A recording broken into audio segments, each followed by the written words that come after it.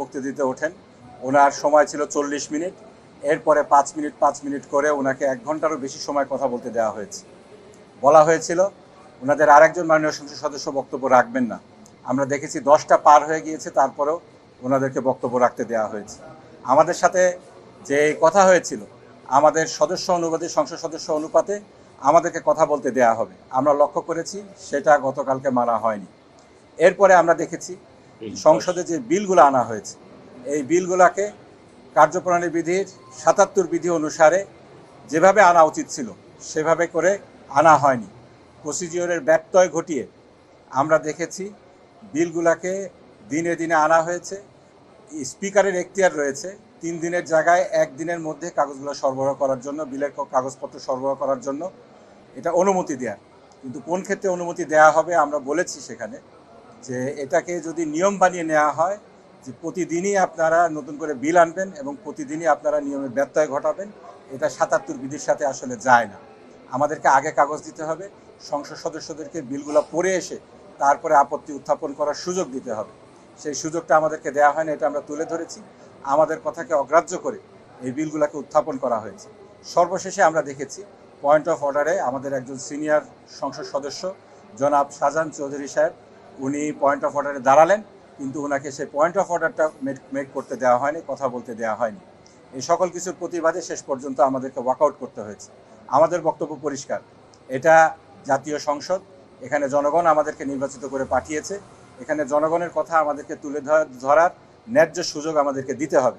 সেই সুযোগ যদি আমাদেরকে না দেওয়া হয় তাহলে এই সংসদে থাকার আমাদের কোনো মানে হয় না। আমরা আপনাদের মাধ্যমে জনগণকে জানাতে চাই, জনগণের কথা তুলে ধরার জন্য, জনগণ যে জন্য আমাদেরকে সংসদে পাঠিয়েছে সেই ভূমিকা রাখার জন্য আমরা অক্লান্ত পরিশ্রম করে যাচ্ছি। আমরা চেষ্টা করছি, এক্ষেত্রে জনগণকে আমরা পাশে পেতে চাই। আমরা সংসদের বাইরে এবং ভিতরে এই বিষয়ে সোচ্চার ভূমিকা রাখবো বলে আপনাদের সহযোগিতা কামনা। না, আমাদেরকে যদি কথা বলতে না দেওয়া হয়, আমরা তো জনগণের কথা বলার জন্য সংসদে এসেছি এবং এটা বলার জন্য চেষ্টা অবশ্যই করে যাব। এটা করতে যে আমাদেরকে প্রতিবাদের যতগুলো ভাষা আছে সবগুলো আমরা অবলম্বন করব।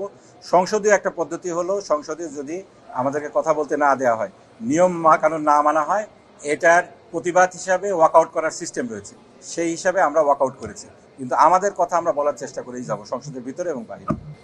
আসলে আমাদের সম্মানিত ব্যারিস্টার শহীদ মাওলানা মতিউর রহমান নিজামের সুযোগ্য সন্তান মাননীয় সংসদ সদস্য, আপনারা যে দেখতে পাচ্ছেন উনি সংসদের মধ্যে বিশেষ করে রুলস অফ প্রসিডিউর আর সংসদের নিয়ম কানুন মেনেই অত্যন্ত বলিষ্ঠ ভূমিকা রাখছেন।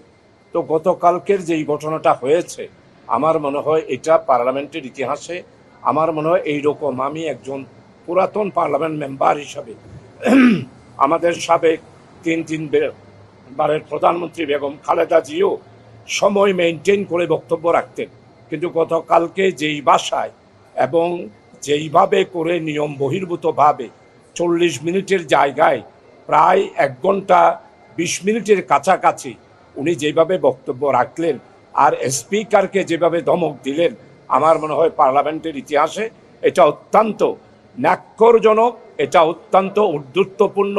সরকার এভাবে আচরণ করার কারণেই গতকালকে আমরা আমাদের সম্মানিত বিরোধী দলীয় সবাই, আমরা 11 দলীয় জোটের যারা আছি সবাই কালকে আমরা ওয়াকআউট করেছি এবং প্রতিবাদ জানিয়েছি। সেটার জন্যই আজকে আপনারা সাংবাদিক বন্ধু, আপনাদের সামনে আমরা এসে উপস্থিত হয়েছি।